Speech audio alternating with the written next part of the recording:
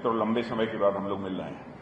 शायद पिछली बार जब विधानसभा का चुनाव हुआ था तब आप लोगों के बीच आना मेरा हुआ था, और लोकसभा के चुनाव के दौरान हम सब लोग यहां मिल रहे हैं। लंबे समय के बाद मिल रहे हैं, इसलिए मेरी तरफ से आप सभी का स्वागत है। आज गुजरात में हमारी 3 सभाएं हैं, एक अहमदाबाद ईस्ट और आनंद और भावनगर। 2 फेज के चुनाव देश में हो चुके हैं, और जो ट्रेंड इस समय चुनाव का है उसे देखते हुए कहा जा सकता है कि हम लोगों ने 400 पार का जो लक्ष्य निर्धारित किया है उसको अचीव करने की दिशा में हम तेजी के साथ आगे बढ़ रहे हैं। पूरे देश में चुनाव प्रचार के लिए मैं जा रहा हूं। ऐसे ऐसे राज्यों में भी मेरा जाना हुआ है, जैसे तमिलनाडु और केरल, जहां कुछ साल पहले तक भारतीय जनता पार्टी का कोई खास जनाधार नहीं था और हमें एक भी सीट पर वहां पर विजय प्राप्त नहीं होती थी। मैं कह सकता हूं कि वहां बीजेपी केवल मजबूती के साथ लड़ ही नहीं रही है, बल्कि कई सीटों पर हम वहां पर विजय हासिल करेंगे।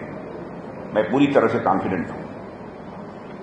साथियों, ये 2024 का चुनाव बीजेपी पिछले 10 वर्षों की जो हमारी उपलब्धियां हैं, गुड गवर्नेंस यानी सुशासन, और साथ ही साथ विकास, और इनके साथ साथ प्रधानमंत्री की लोकप्रियता, विश्वसनीयता और उनके शानदार ट्रैक रिकॉर्ड के आधार पर हम लोग ये चुनाव लड़ रहे हैं। साथियों, इस देश को लंबे समय से एक ऐसे नेतृत्व की तलाश थी जो आजाद भारत को विकसित देश की कतार में ले जाकर खड़ा कर सके। वह मोदी जी के रूप में भारत को मिल गया है। आज भारत के विकास की रफ्तार दुनिया की बड़ी अर्थव्यवस्थाओं में सबसे अधिक है। बट फास्टेस्ट ग्रोइंग इकोनॉमी हमारे इंडिया की है। और आप सबको जानकारी है कि 2014 तक जहां भारत इकोनॉमी की साइज के मामले में दुनिया के देशों में 11th पोजीशन पर था, वह जंप लेकर आज 5th पोजीशन पर पहुंच गया है। और मैं ही नहीं बल्कि इंटरनेशनल सारी फाइनेंशियल फर्म्स इस बात का दावा कर रही हैं कि भारत यदि इसी तरीके से आगे बढ़ता रहा तो 2027 आते आते वर्ल्ड की टॉप 3 कंट्रीज में से खड़े होने से दुनिया की कोई ताकत रोक नहीं सकती है।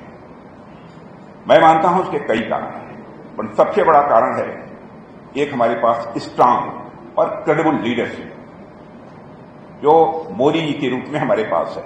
मैं कह सकता हूं उनके पास विजन भी है, मिशन भी है और साथ ही साथ पैशन भी है। लेकिन कांग्रेस के पास क्या है, यदि इसके बारे में मुझे कहना हो तो मैं कह सकता हूं न नेता है, न नीति है और न तो नीयत है।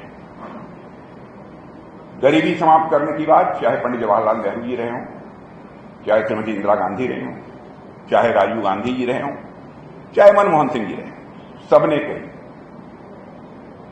लेकिन गरीबी को इस भारत से वह दूर नहीं कर पाए 50 वर्ष से अधिक समय तक शासन करने के बावजूद।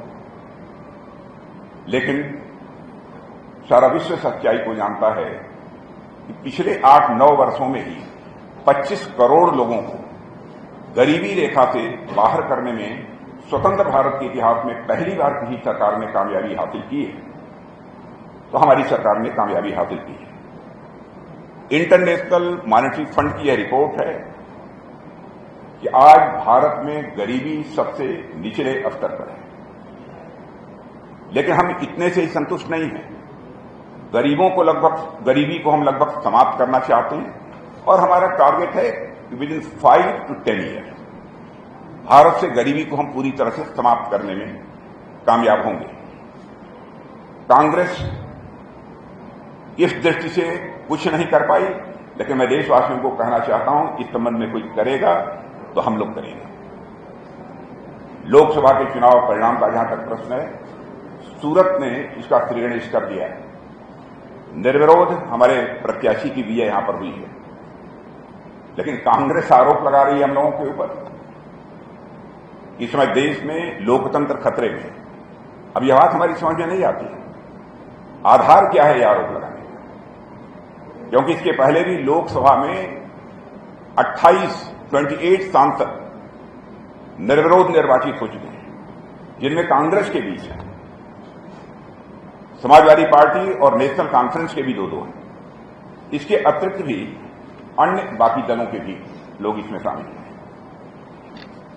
मैं मानता हूं कि हार की हताशा में कांग्रेस इस प्रकार के कुतर्क दे रही है और कांग्रेस कहती है कि इस समय देश में लोकतंत्र संकट में है, लोकतंत्र खतरे में है। लेकिन मैं बताना ही नहीं चाहता, सारे देशवासियों को इस बात की जानकारी है। इमरजेंसी लाकर लोकतंत्र की हत्या करने का काम यदि किसी ने इस देश में किया है, अपराध किया है, तो कांग्रेस ने किया है।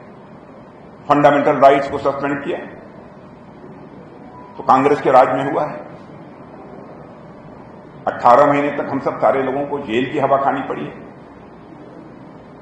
और मैं यह भी कहना चाहता हूं, इलेक्टेड गवर्नमेंट, चुनी हुई हमारी प्रदेश सरकारों को सर्वाधिक किसी ने भंग किया है तो कांग्रेस ने किया है। देश में अब तक 132 बार 132 टाइम्स आर्टिकल 356 के तहत राष्ट्रपति शासन लागू यदि हुआ है तो इसमें 90 बार 90 टाइम्स कांग्रेस ने लगाया है और अकेले इंदिरा जी ने सरकार गिराने की हाफ सेंचुरी लगा रखी थी। और आरोप हम लोगों के ऊपर लगाया जा रहा है कि हम लोग लोकतंत्र का गला घोट रहे हैं। मैं कांग्रेस के दोस्तों से पूछना चाहता हूं, आप ये बतलाइए कि हमारी गवर्नमेंट ने, हमारे प्राइम मिनिस्टर ने कहीं एक भी इलेक्टेड गवर्नमेंट को टॉप एंड डाउन करने का, उसको गिराने का काम किया हो? एक भी ऐसी कोई गवर्नमेंट हो?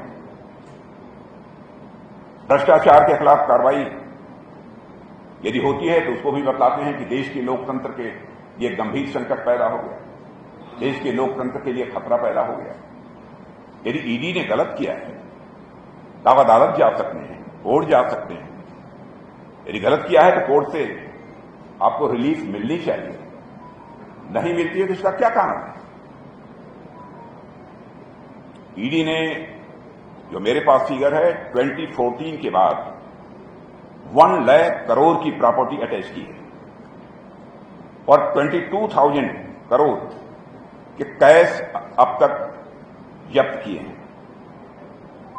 लेकिन 2014 के पहले ईडी ने केवल 34 लाख रुपए कैश ये जब्त किए थे।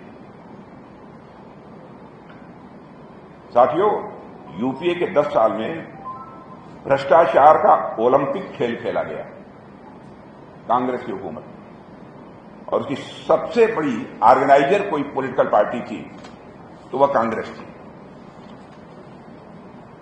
वैसे तो 2036 में हम लोग, भारत में ओलंपिक हो रहा है और उसका आयोजन करेंगे और इसकी चर्चा हम लोगों ने अपने संकल्प पत्र में भी इस बार की है। साथियों, बीजेपी का संकल्प पत्र एक नए, समर्थ और विकसित भारत के निर्माण की यह पक्की गारंटी है।